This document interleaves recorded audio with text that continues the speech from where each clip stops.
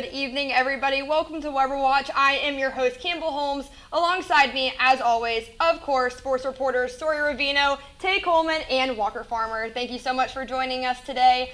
We're going to start, just like we did last week, talking about the Ole Miss men's basketball team. And let me say, I think some of the players heard what we said, because guess what? They changed exactly what we talked about, what they needed to do.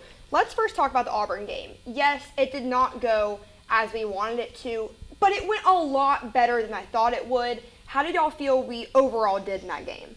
Yeah, I really feel like we didn't play that bad, honestly. Scored a lot of points. To score 82 points against Auburn, that's going to put you in a position to have a chance to win the game. But overall, I feel like our defense just didn't quite play well enough, especially since that's honestly one of the strongest parts of our team. And then the big thing was just Johni Broome. He just absolutely dominated us. Probably going to win National Player of the Year. Just couldn't stop him. And then they had too many three-point opportunities, and they just make threes too many times. If we were going to win that game, we were going to have to limit the amount of threes they were able to shoot, and we just couldn't do that. Yeah, I agree. I think it was a strong showing, even coming out the gate. Like, it was intense defense. Johni Broome actually got hurt in the very beginning of the game, and then he got subbed out and had the monster into the first half that he had. But forcing turnovers and playing strong defense, they had 5 turnovers within the first 5 minutes of the game. And Auburn is just like us in the sense of not turning the ball over like that. So it was unfortunate that we couldn't cash out on our 3-point attempts, but with Auburn basically not having anything in the paint, so they have to shoot these tough three-pointers, it allowed them to kind of crawl back and get a lot of threes. They just shot the lights out, and I think if they don't do that, it's a very different game.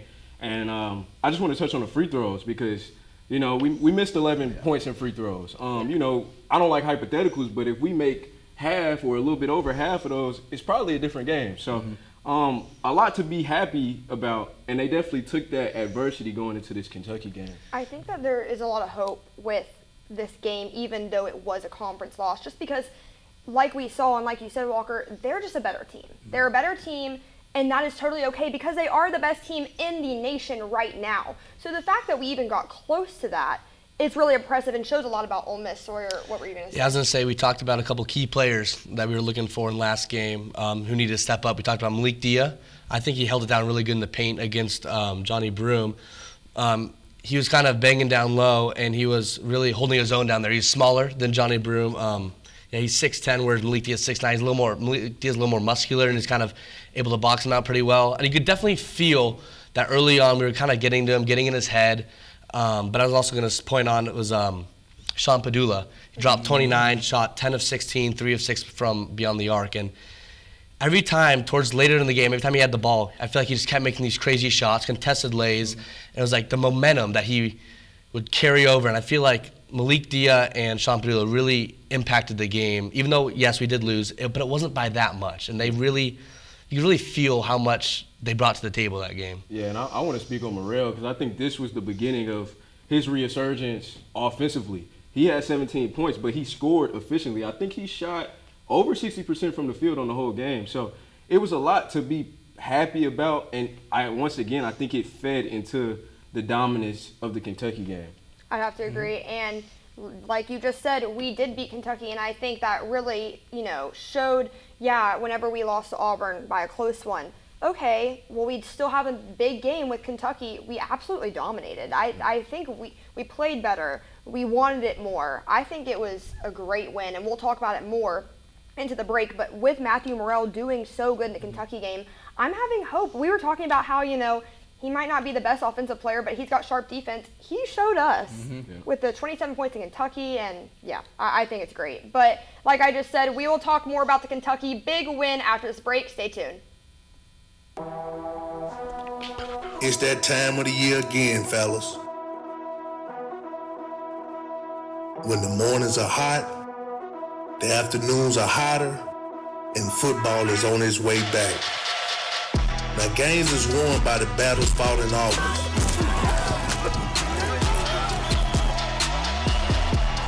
Everyone that's not revered as an Ole Miss legend has been in your shoes before, trying to survive that Mississippi heat, competing for a spot, and knowing the sacrifice that it takes to make it in this league.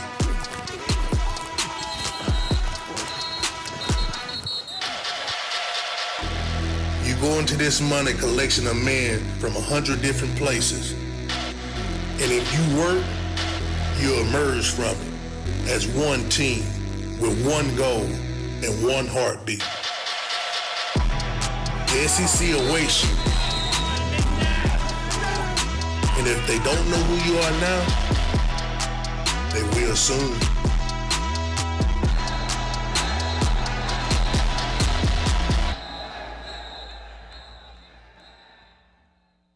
Where are we gonna go? Someplace warm. A place where the beer flows like wine. Where beautiful women instinctively flock like the salmon of Capistrano. I'm talking about a little place called Oxford, Mississippi. To see it is to believe it. You hear about it, but you just have to see the party. Ladies and gentlemen, welcome to the Grove. The sound and fury are here. Did he get a toe down? Pageantry, the pride, the pomp is unmatched and unrivaled.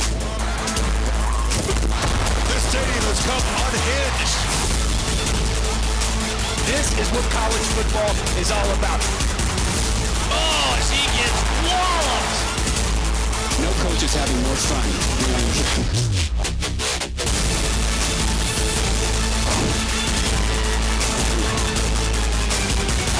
This is the place to be in college football right now.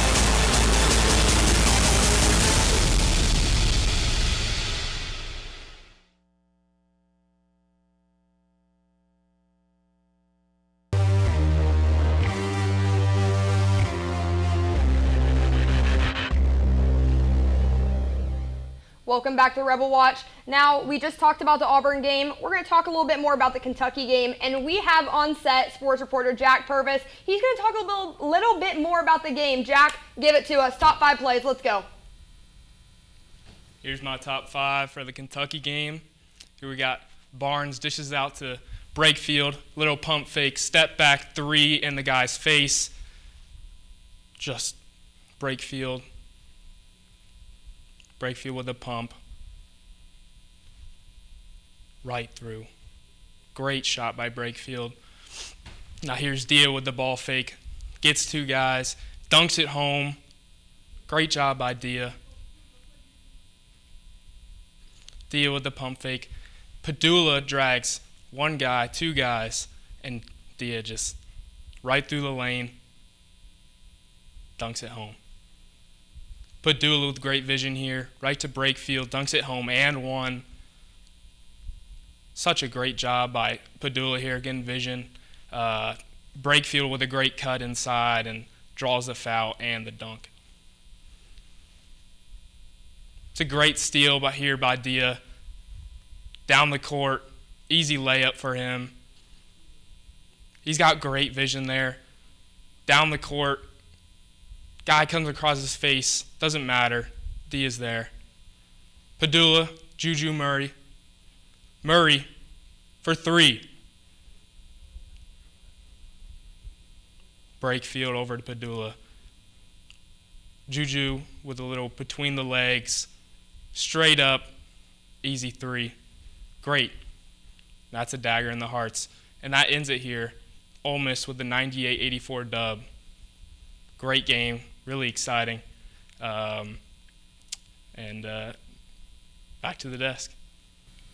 Thank you so much, Jack. Yeah, like Jack said, it's such a great and exciting win. We now have sports reporter Henry Stewart with us. Talk a little bit more about the Kentucky game. Henry, how are you feeling after that number 14 win shutdown? I'm feeling terrific. I mean, this was a complete dominant performance from Ole Miss in really every facet of the game. I mean, Ole Miss, obviously the 14-point win, excuse me. Ole Miss ended the first half on a 15-3 run. So to be able to go into the half like that, up 23 points, that's huge. Just tons of stats here. Ole Miss had 3 players in double figures going into the half. Kentucky had none. Ole Miss had 16 points off the bench. Kentucky had 9. Kentucky and Ole Miss had 18 points in the paint. Kentucky only had 14. This is the stat that really gets me, y'all.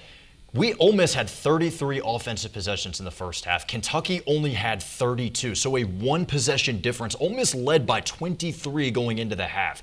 The defense was locked down. They were forcing Kentucky to take bad shots. They shot well from behind the arc, but from the field, they only shot 38.7%. Ole Miss, by comparison, shot 60.6% from the field and 52.9% from behind the arc. It was just complete domination in really every facet. And honestly, despite being outscored in the second half, Ole Miss was outscored 53-44 in the second half. Ole Miss still won by 14 points. And kind of kicking it back to Jack in that Juju Murray 3, shot clock's winding down. He's got to fade away, put up a shot. He gets that shot off with 2.5 on the play clock, on the shot clock left, and just, knocks it down. It's an 11-point game. That pushes it back to 14. That's a gut punch to Kentucky's momentum. That's the other thing. Kentucky, every time they started to try and make a run in the second half, the Rebels just kept punching back and just completely stymied the Wildcats all night.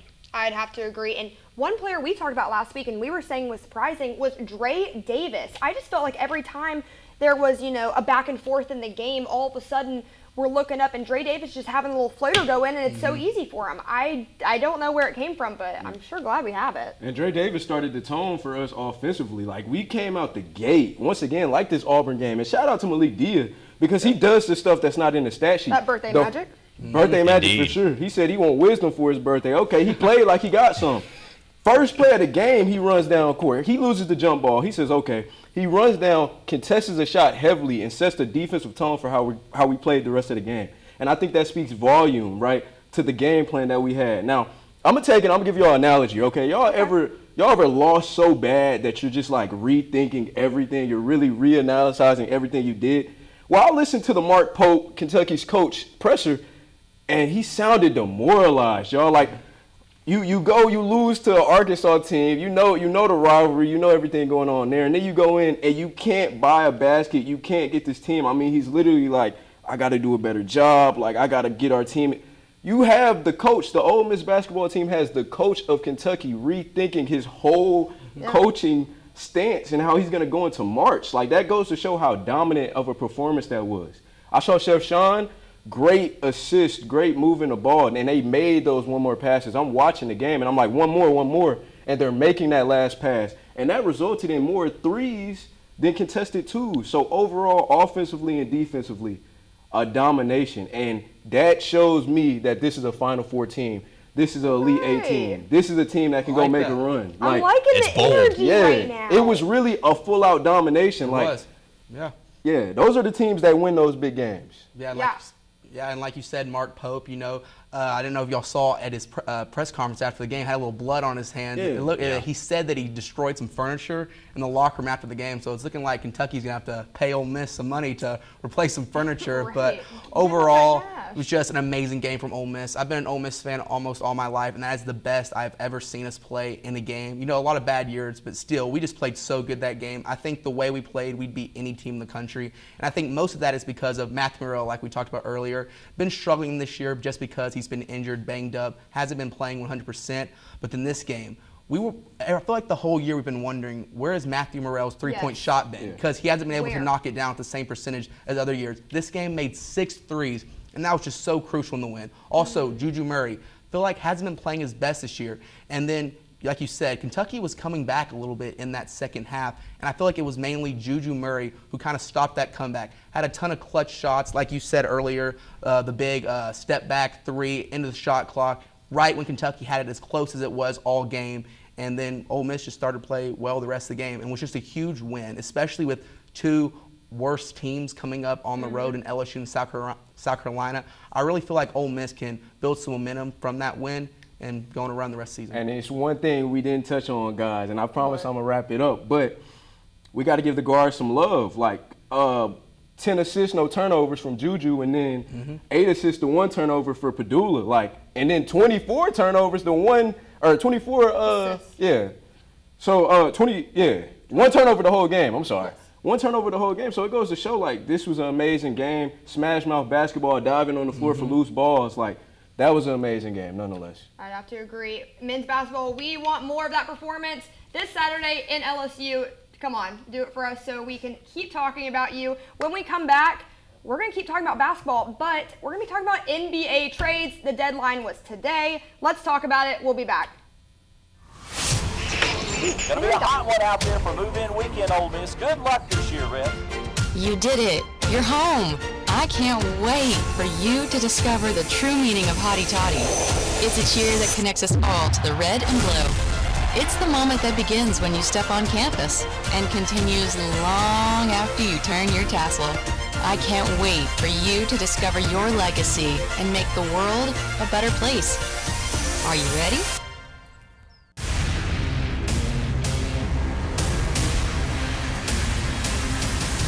Ole Miss 18th NCAA tournament appearance. This is fun, folks, as Baker's peeling it. Little heat check. Snug Collins for three. Said, I love Madison Scott. Ole Miss Rebels are having a lot of fun, and you can see why.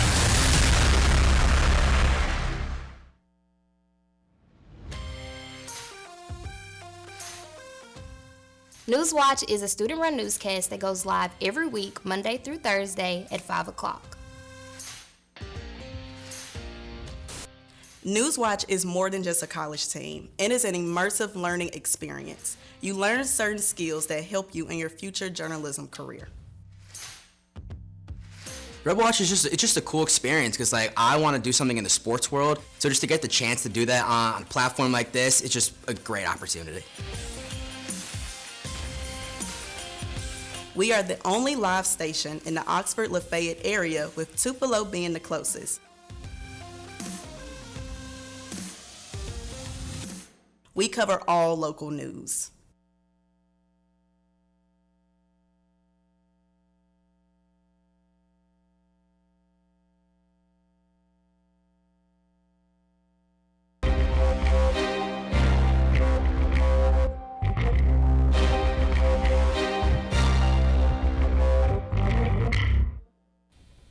Welcome back to Rebelwatch. We're now going to be talking about the most insane NBA trades. The trade deadline was today. We have a lot to uncover in a short amount of time, let me tell you. And let me tell you all a story real quick. So me and Tay were going to this journalism conference in Starkville this weekend. We're on the way back at about 11 p.m. on Saturday night. And I'm driving, Tay's in the back seat, and he nearly made me wreck the car because he screamed so loud to say, "Luka got traded!" And I say, "No, he didn't. He's hacked." And guess what? Luka is now an LA Laker. AD is now a Dallas Maverick. I cannot still put my head around it. What were y'all's reactions when y'all saw that? And just going back to the conference, earlier that moment, we heard from Brian Haydad and Craig Peters that sports news is so rapid now, it breaks at any time. You really can't have no time off.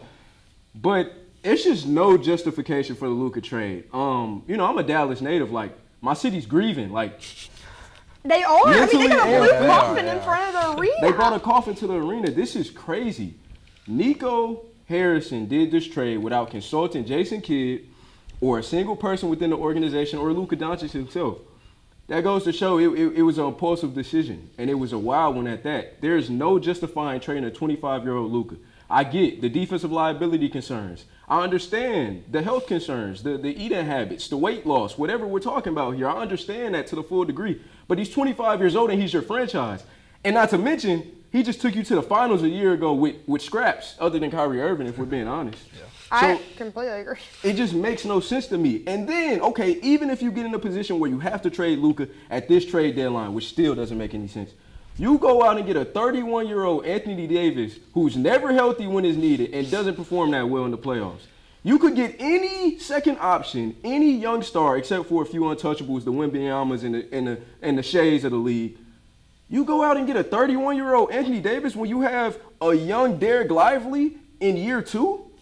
What are we doing, Dallas? This is embarrassing the team, and it goes back to the Cowboys stuff. Stop making Dallas sports look like this big mockery and this big joke. You just traded the franchise. When I go to a Dallas Mavericks game, I go to see Luka drop 30. Did you see that Dallas is refunding people who canceled their season tickets? They know they messed up. They know they messed up. And that's why they had the press conference the next day. Because it's still shocked. I have friends who are still texting me like, no way Luka got traded. Mm-hmm. So it sounds like you didn't like the trade. So I bet you did, didn't you? I liked the trade a little bit as a Lakers guy.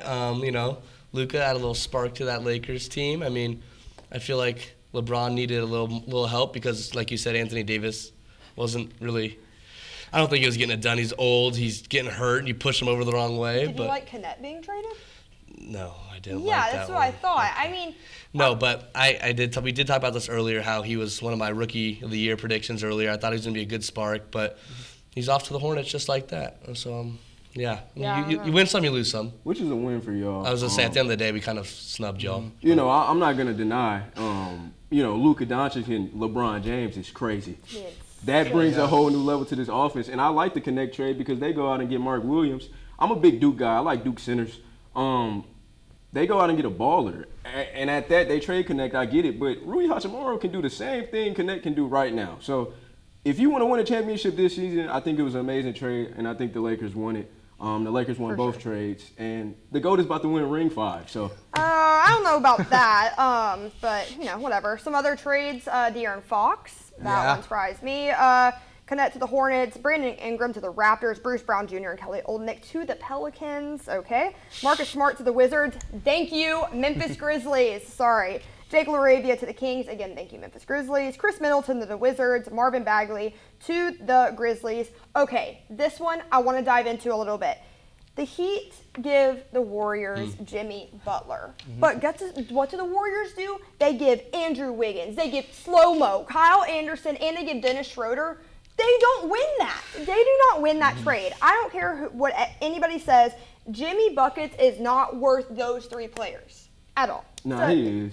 He is. Why? Yes, because he can play when it matters most in the playoffs, and that's what you want alongside Stephen Curry. You want ballers. Andrew Wiggins. But he hasn't been playing. Wiggins he's got off the field issues or off the court issues. If you're good, but you don't want to be part of the team and you got issues, like I don't want you playing for my team. Andrew Wiggins brings another level of defense to that team, but offensively he's stagnant. And he has not been the same player since they won that ring. Let's be honest. Yeah. I think Jimmy Butler is a risk nonetheless because he's like 35, 36 years old, but if you want to win a ring now, do it. And I think it was a good trade. I feel like the Spurs one was a really big trade, though. Pairing De'Aaron Fox with Wemby, I feel like in the pick and roll, because we know how good of an athlete De'Aaron Fox is, super quick, can score inside. So just having multiple options on that pick and roll, score inside, dish it off to Wemby for an oop, a slam, or even a 3. You know, he can step back, hit that 3. So I just think that's a big trade for them. But I also do want to talk about the Luka trade a little bit more because I actually don't think it's that terrible of a trade for the Mavs. Okay. I have a little bit of a different opinion. I still think it's overall not the best, just long term. So you just went on a 5-minute rant? Just hear me out a little bit. I do feel like it is bad in the long term just because Luka Doncic is so young and will be a franchise player for the Lakers now. But for the Lakers, first off, they lost their big man presence inside because the main reason AD wanted to play the 4 and he was forced to play the 5 with the Lakers. So at least he'll get to play the 4 with the Mavericks. And now the Lakers don't have a big man. And even by the time Luka gets even older, he's not going to have that many years with LeBron. LeBron's at the end of his tenure, and I don't really think they're that good this year, not having a big man. And then the Mavericks, I feel like they were just thinking more right now and not the future. But I do think they could be pretty good with Anthony Davis and Gafford down low, the 2 of them with Klay Thompson and Kyrie Irving. I really think this could work out in the end. I mean, maybe it will be. Maybe at the end of the season you'll be happy. Walker will prove you wrong. No, we'll win a championship. It sounds great, but the Lakers just traded for a center. Oh yeah, they got Mark Williams. Yeah, they're chilling, man. I don't know. Mark Williams is still not Anthony. It's not Anthony Davis though. Luka's 270. Who knows where he could play? Luka has a chip on his shoulder now.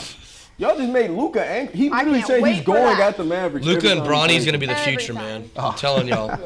Yeah, some pretty crazy stuff. Some pretty crazy stuff happening in the NBA. But guess what? Something even crazier is happening in NFL this Sunday. It's the Super Bowl. We're going to talk about it after this short break. Do not leave.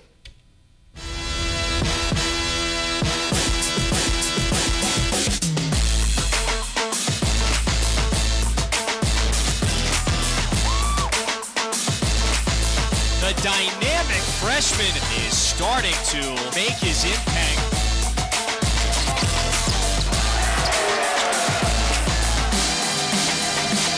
Dagger with the shot clock down to 1.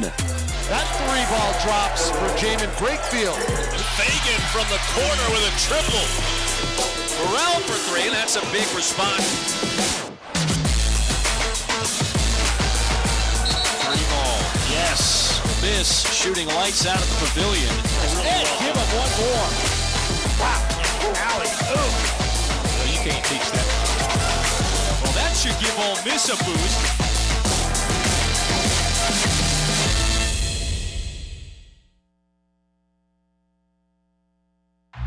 Everyone has a ritual, that small thing that keeps us focused. A habit we never skip to clear our minds and elevate our performance. But what do you do to keep your head in the game, to drown out the self-doubt and to support your mental health? Because being your best isn't just about taking care of your body. It's about taking care of your mind and mental health. Discover the resources you need to keep your mind focused and your mental health a priority. We are rebels. For more than 160 years, we've been accomplishing the impossible, from conducting the world's first lung transplant to helping prove Einstein was right. From preserving the past to saving the future. We are Mississippi's flagship university, a place where passion and learning unite, where friends become family, where small-town charm meets world-class innovation. We are the University of Mississippi. We are Ole Miss.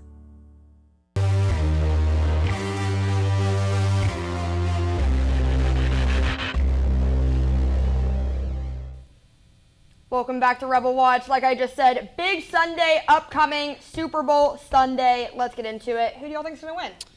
Same as last week. Sorry, Tay. I'm going to go with the Eagles. I talked about it a lot. Saquon Barkley is too dominant. I'm going to go 38-24 Eagles over the Chiefs. They're just too dominant. I think it's going to be a close game, and I do think the Eagles are going to win. I'm sorry, Tay. I have to agree. Saquon Barkley, yes, him. Sorry, so many names. But also, y'all are hating on Jalen Hurts. I think he's gonna be good. I think he's gonna be chilling. I think Patrick Mahomes is gonna get a little more stats than he will, but Walker. Yeah, I'm still going with the Eagles from last week just because of Saquon Barkley. Saquon Barkley, I feel like, is going to have at least 100 rushing yards, maybe 150, 2 touchdowns, and he's going to win Super Bowl MVP. He will definitely have a great game, but so many dynamics to this Chiefs offense. We haven't even had vintage Travis Kelce back. I think if Travis Kelce goes for over 90 yards, they win that game with just that being added to the offense. It's so many ways the Chiefs can win. I just can't count out Patrick Mahomes, and that's a tough one, but he's chasing Brady, and that's all I got to say on it. And I'm ready for the game, and I'm more so ready for my response next week. So you can apologize? Oh, no. So you can say you're wrong? I don't think I'll have to do that. I don't think I'll have to do that. Well, sports reporter Jack Purvis and Henry Stewart are at the set. They're going to tell us about their Super Bowl picks. Set, what are y'all thinking? I think the Philadelphia Eagles are going to win it. Like, I'll be honest. I'm a Philadelphia Eagles fan. I've been a Philly sports fan since I was born. Shout out to my grandfather, Bob Nardone. Eagles are going to win this game. Saquon Barkley has been an X factor this season, but I want to go back to what Sutton said because I was fist pumping a little bit. Jalen Hurts is a difference maker. He's hated on. He's disrespected. He's discredited. He is one of the best starting quarterbacks in this league. He's a dynamic passer. He's a great runner. And what I honestly would expect out of Kellen Moore and the offensive staff is I would see a lot of RPOs, a lot of run pass option, a lot of speed option, just, kind of mix it up. Whether, we don't know if it's going to go to Saquon. We don't know if it's going to go to Jalen Hurts. I think the Eagles win it. I'm going to go 31-17. What about you, Jack? I'm going to differ from you. I think the Chiefs will win. I think Patrick Mahomes is too good. They're going to get their third straight. I'm thinking 35-31 Chiefs. I think that there's no denying that Mahomes is the best quarterback in the NFL. He's the best. Even as an Eagles fan, absolutely. I do like Patrick Mahomes.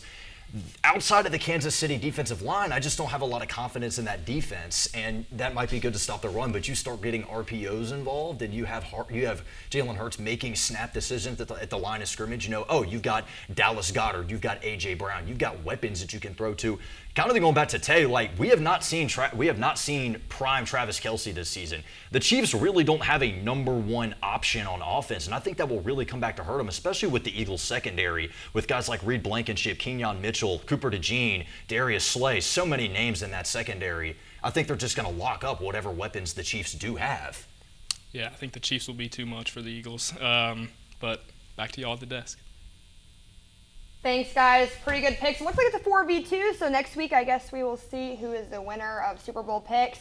Thank you so much again for tuning in to Rebel Watch. Once again, I'm your host, Campbell Holmes. Alongside me, as always, sports reporter Sawyer ROVEGNO, TAYE Coleman, and Walker Farmer. Tune in next week for, I guess, let's see who wins the Super Bowl. Good night, everybody. Oh, okay.